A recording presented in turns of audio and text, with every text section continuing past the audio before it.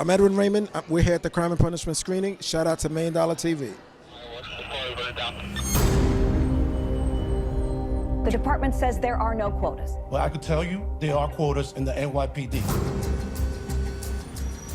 Truly explosive allegations. They're coming from police officers who are part of what's being called the NYPD 12, who filed a class action lawsuit in federal court. This is not just another lawsuit. 12 cops willing to step up like this, because you're not going to get this again for 100 years. Hold it for one quick second. Now, to record. Now, how did you feel about the screening today? Beautiful. It was a beautiful day. Yes. What are your commentary on the corruption that's going on within the NYPD system and how they're treating these young black men? Trying to go too far into that, but the flick was good enough. The flick was good enough. Now, I saw an actress on the BET red carpet. Her name is Amanda Seales. I don't know if you're familiar with her. She's been around for a while, and I asked her about the When They See Us documentary, and her thoughts were... I did not watch When They See Us because When They See Us is a film that I think it is great for anyone to watch, but it was going to disrupt my whole psyche, and I know the story. That's a movie for white people to watch and people who seem to think that there is no institutionalized racism taking place in this nation. So for me, I'm like, you know what? I'll put it on in the other room so it gets its streams, but I need those folks to sit down and watch. Do you agree with that? It's a universal state of mind. It's universal.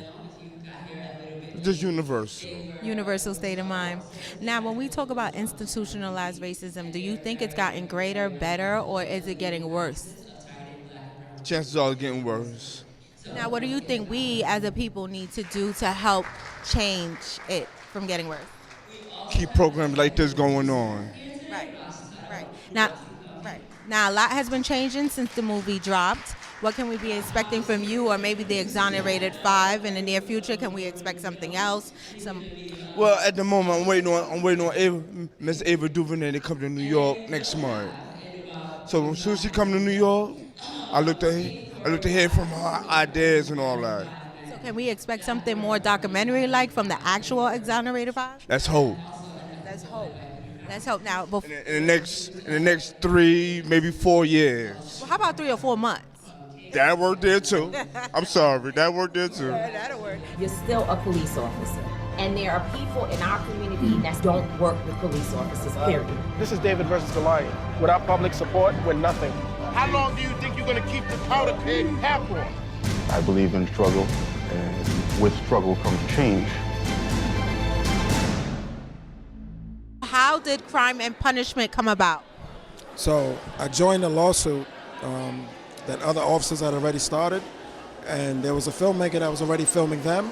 So once I joined, he obviously started filming me, and we kept filming, and then eventually he wrapped it up, and it became Crime and Punishment.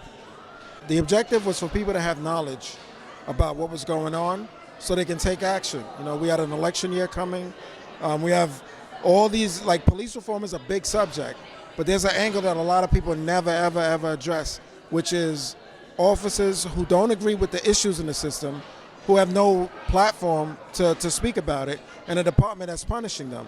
So, I wanted to bring awareness to that so people can at least bring that to the conversation. Did you guys ever expect that you guys would be winning an Emmy on this documentary? We were nominated in the social issue category, and it wasn't until that morning that I really feel that we were going to win. I felt it. So I was shocked because of the suspense of waiting to hear it. But that morning, I just knew we were going to win. Thank you very much for saving my life. You had Korey Wise here. What made you guys choose Korey Wise to be on the panel today?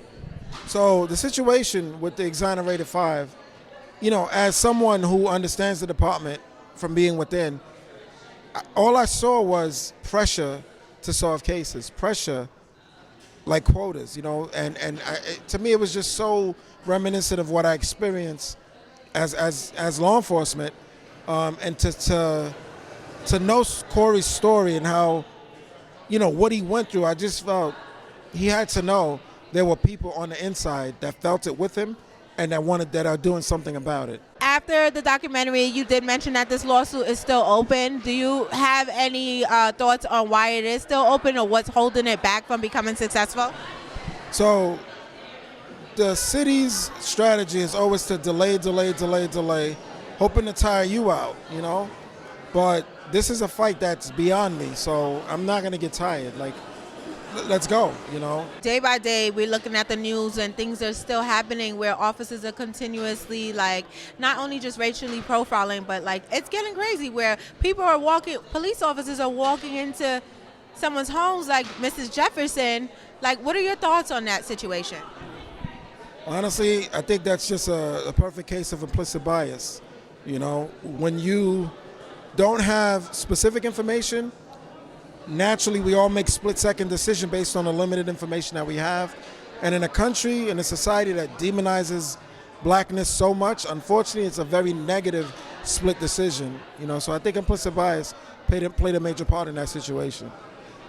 This Crime and Punishment documentary, can we see another part of the documentary? Like, will there be a part 2? I mean, the fight goes on. It's only a matter of who wants to film it. Right now, there's no filming going on, so if there's anybody out there, maybe, but the fight goes on.